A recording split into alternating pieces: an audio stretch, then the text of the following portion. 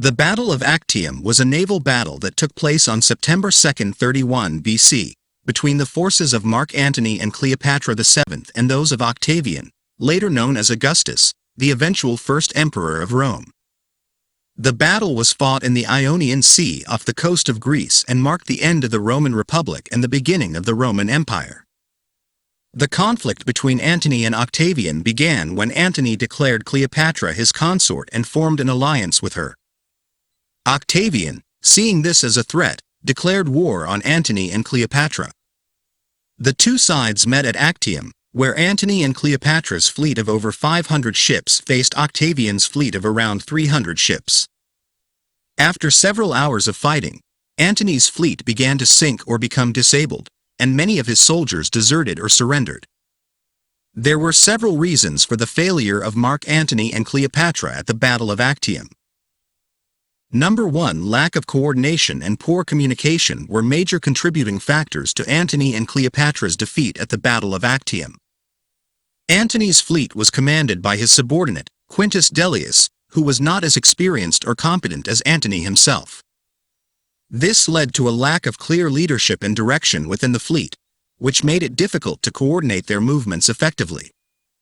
Additionally, Cleopatra's ships did not engage in the battle until it was too late.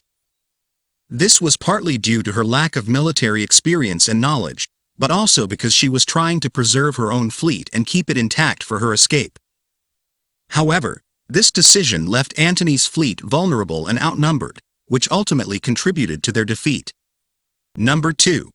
One of the reasons why Antony's fleet was defeated at the Battle of Actium was because many of his ships were poorly constructed and not seaworthy. Some of these ships were hastily built, while others were older vessels that were poorly maintained. As a result, many of them either sank or became disabled during the battle. In contrast, Octavian's fleet was well equipped and well maintained, with newer ships that were in better condition. Additionally, Octavian had a better system of ship maintenance and repair, which meant that his ships were able to stay in the fight for longer. The difference in ship quality between Antony's and Octavian's fleets was significant and played a major role in the outcome of the battle. Octavian's ships were faster, more maneuverable, and better armed, which gave his forces a significant advantage over Antony's poorly equipped fleet. Number 3. While there were certainly rumors of treason and sabotage during the Battle of Actium, there is limited concrete evidence to support these claims. However, it is clear that Antony and Cleopatra's forces were not unified and loyal to the same cause, which may have contributed to their defeat. There were reports that some of Antony's officers were secretly loyal to Octavian and may have been working to undermine Antony's efforts during the battle. However, it is difficult to know how much truth there is to these reports, as they were largely based on hearsay and speculation. Similarly, Cleopatra's actions during the battle were seen as suspicious by many of Antony's supporters.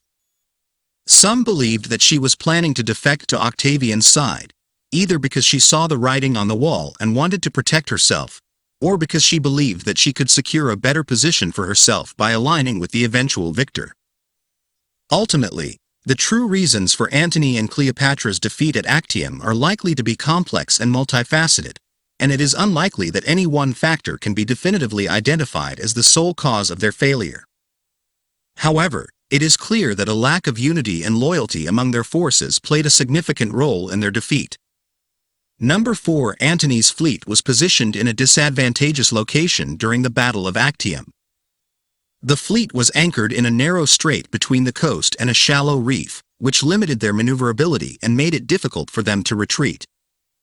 This gave Octavian's fleet a significant advantage, as they were able to surround and isolate Antony's ships, cutting off their escape routes and forcing them to fight a defensive battle. In contrast, Octavian's fleet was able to move more freely and take advantage of the open water around them. This allowed them to outmaneuver Antony's forces, encircle them, and launch coordinated attacks from multiple directions. The disadvantageous positioning of Antony's fleet was a significant factor in their defeat at Actium.